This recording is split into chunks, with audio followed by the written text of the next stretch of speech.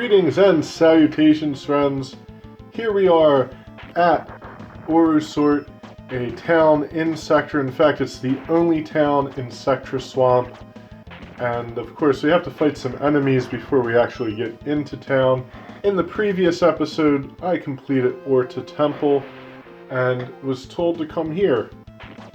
Of course, we have these rather strange-looking monsters. It's interesting because I went to Sectra a long time ago in the game to level up quickly, and the enemies were quite deadly. Now it's like 1 or 2 shots in their history.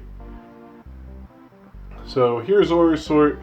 Of course, this lovely young lady here will tell you that it's the mining village of Orusort, and people come to get rich in jade mines. And she tells you a lot of information, actually. It's surprising. Now I go in here and I talk to the monk, and he kind of tells you some stuff that's not very helpful. Helpful.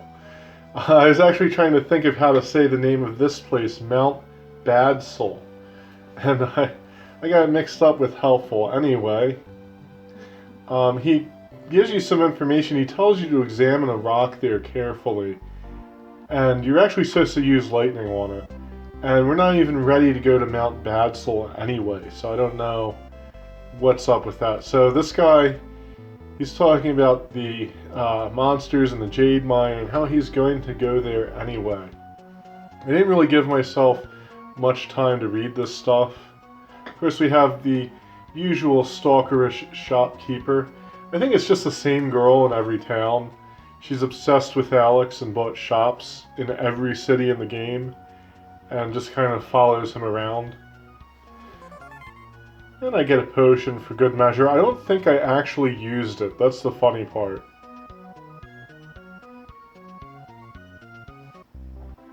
There's a possibility that I do use some potions through the rest of the game, but I don't think I did. Things get really easy from here on out. The man is not convinced about the voice in the mines. I ain't heard no voice. I don't think there is one. Okay. The woman looks terrified. The miners have heard an awful voice in the mines. If it's a demon's voice, surely it would be dangerous to work inside, or whatever she said. Probably should have given myself another second or two to read these. You listen in on their whatever. Every night, strange voices from the jade mine disturb my sleep, the woman complains. You catch a snippet of their conversation. Dr. Ortran is a peculiar old bird. He surrounds himself with his inventions and cares little for jade. Alright, well that's really nice. And here's the doctor himself.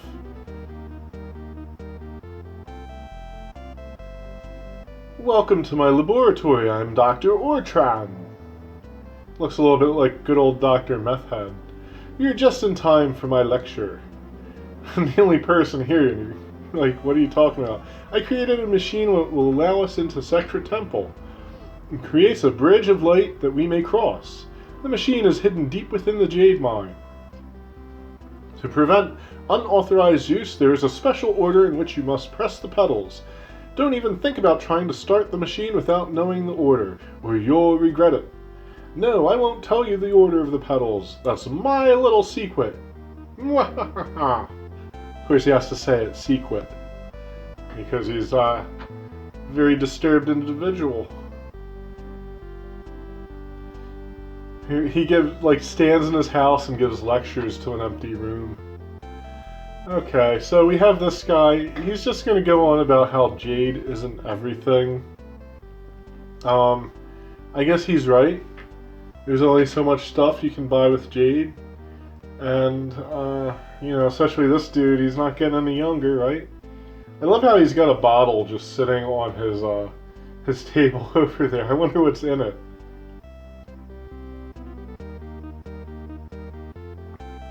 I like how they have all these little details in the towns. Setia was to marry the miner Fess soon, says the little girl, but Fess hasn't returned from the mine yet. Setia is very worried about him. Okay, well, I guess we have a mission. Oh, I am so worried, Sedia sobs. Everyone is talking about the voice in the mines. And my Fess is still inside, Uncle Fester. I would gladly give up all my jade to give Fess safely in my arms. I don't know. Go to the jade mine and save Fess. I have to know he is okay. Go to the mines west of here and tell him to come home. Get your ass home, Fester. So, yeah, that's kind of our mission. But not really. We really want to activate the bridge. I guess they didn't think that was a compelling enough reason to go to this level. And they added that little side story in. And there was a cut here because I just kind of did some boring stuff. And it wasn't really... there's nothing about worth putting in the video. And I was like, instead of having 2 episodes that are kind of lame, maybe I'll just do 1 slightly less lame episode. I didn't want to fall into that hole, however. That was a mistake on my part. I was supposed to push the statue. I missed. It's kind of sad when you consider that I've probably played through this place 2 or 3 times. I didn't want to get like lost like I did with the pyramid with Orta. So I was like, well, I'll just play through this a little more and memorize it so I don't fuck up. And yet I ended up fucking up a little bit. Yeah, there goes the statue. It would have been cool if they had it so that the statue would break open and you'd get something if you went down and checked it, but they didn't do that. You will be able to find some place with cracks on the floor. If you use your bomb there, the floor will be broken down and you'll be able to fall down. What an amazing translation. Good fucking job, guys. Wow. I thought my writing was bad. You'll be able to find a place with cracks in the floor. Use your bomb and it will be broken down. Didn't they proofread this? Like, didn't they say, that sentence is a little bit cumbersome. Yeah, they could have done that in literally 1 dialogue screen. The guy should have just said, yeah, place a bomb on the cracked floor and you can blow it up and fall through it. Something like that would have been fine. And of course there's going to be a lot of cracked floors, most of which are not going to take us where we want to go. The game was at least kind enough to give us some bombs. So we can thank them for that. Here we go. More of these guys.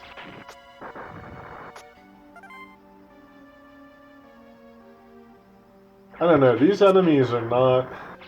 they're not very intimidating. I'm not really sure what they look like, even. I guess they're supposed to be amoeba. I don't know, they make me think of that game, I think it's called Sorry. Like, you have these little pieces with, like, the flat bottom. And I think you have to, like, hit a thing in the middle. There's dice. I haven't played it in years. Not a bad game, though. Just play it as a kid. But at any rate, they look a little bit like that. Of course, we have these guys. The gargoyles. I think they're in the... like, after one... what was it? I think it's after the Ice Palace. You just see them throughout the game. And they really could have just put other things in. I don't know why they went with them. But they're annoying. Fortunately, we can kill them in a hit, so it doesn't matter.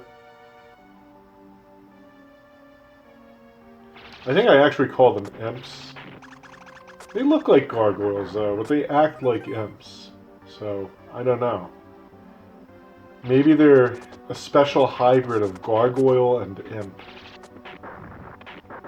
I think these are the strongest lizard men in the game. There's different colors. I think you have the green, blue. I think there are red ones.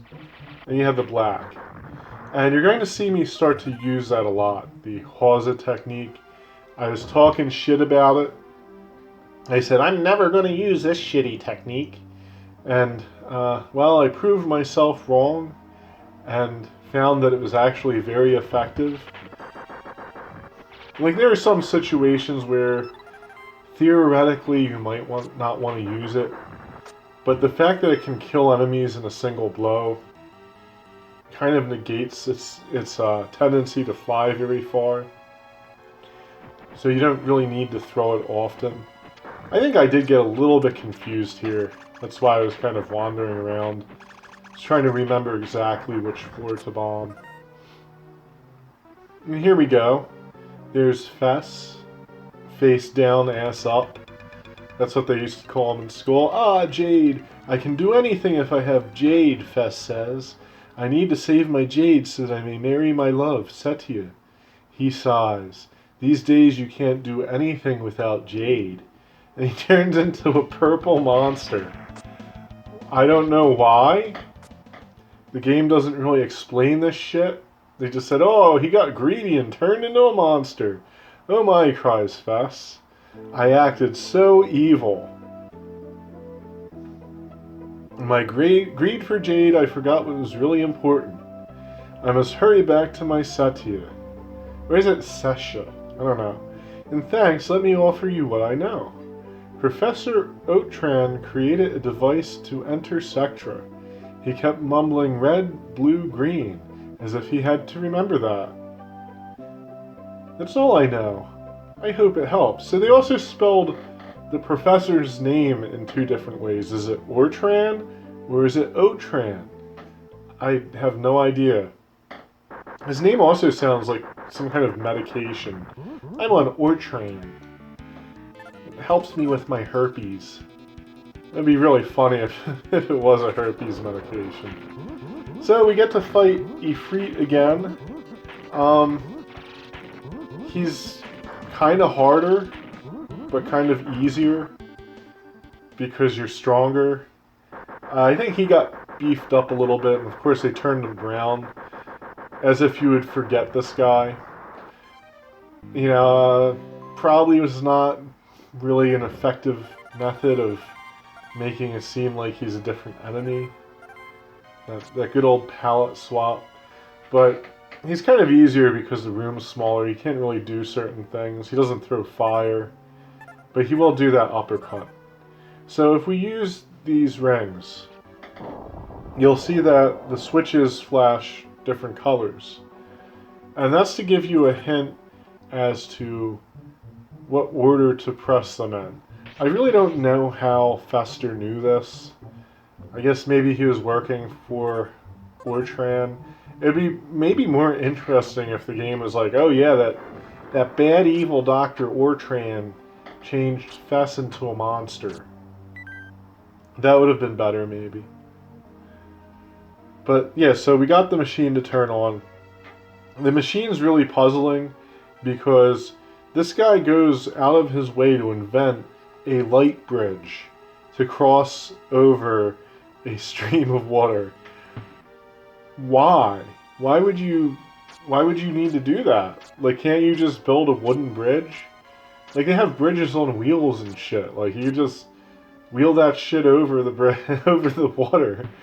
Like, you don't need to create a light bridge, but that's what they did. I guess the developers thought it would be cool. It is kind of a cool effect. We'll see it in the next episode. But it really seems a little over the top just to cross a moat.